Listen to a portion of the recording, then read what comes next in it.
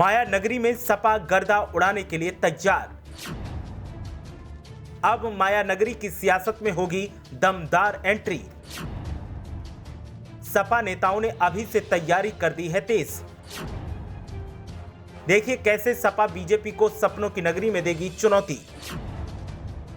BJP की यह कमजोरी बनेगी सपा की ताकत का कारण।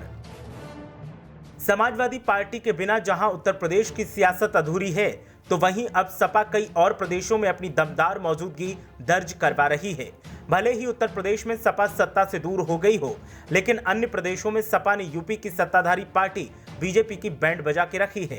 खासकर माया नगरी की बात करें तो यहाँ भी समाजवादी पार्टी ने जिस तरह से विरोधियों की लंका लगाने का काम किया है, उससे माया नगरी में सपा की ताकत बढ़ती दिखाई दे रही है।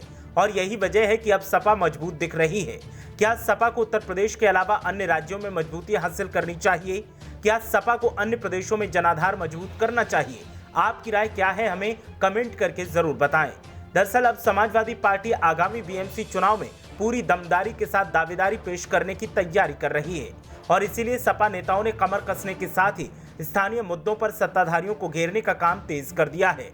आगामी बीएमसी चुनाव समाजवादी पार्टी पूरी ताकत से मुंबई में लड़ेगी। ये फैसला सपा के केंद्रीय नेतृत्व ने लिया है। इसके लिए महाराष्ट्र प्रदेश अध्यक्ष और विधायक अबू आसिम आजमी के नेतृत्व में पार्टी का संगठन और मजबूत किया जा रहा है। सपा के 2 विधायक पूरे महाराष्ट्र की आवाज उठा रहे हैं। ये जानकारी मुंबई दौरे पर आए समाजवादी पार्टी के यूपी प्रदेश सचिव और प्रवक्ता प्रदीप सिंह बब्बू ने दी। उन्होंने कहा कि हाल ही में संपन्न हुए यूपी विधानसभा चुनाव में सपा भले ही सत्ता तक नहीं पहुंच पाई, लेकिन पार्टी ने बड़ी जीत हासिल की है। राष्ट्रीय अध्यक्ष अखिलेश यादव के नेतृत्व में पार्टी के नेताओं, पदाधिकारियों और कार्यकर्ताओं की कड़ी मेहनत के कारण पार्टी और सहयोगी दलों ने 125 सीटें जीती हैं।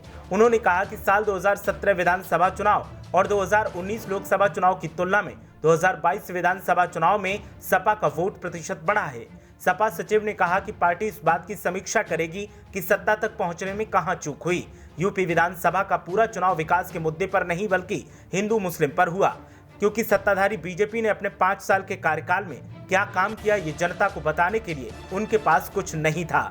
सपा नेताओं की माने तो मुंबई में अब सपा का क्रेज बढ़ता दिखाई दे रहा है और सपा के 2 विधायक होने के बाद भी सपा 100 विधायकों जितनी ताकत के साथ काम कर रही है और आने वाले दिनों में इस काम को और व्यापकता दी जाएगी।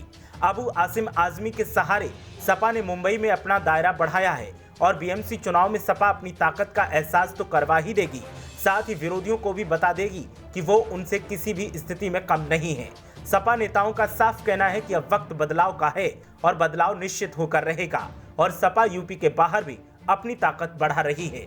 ब्यूरो रिपोर्ट, मीडिया हलचल।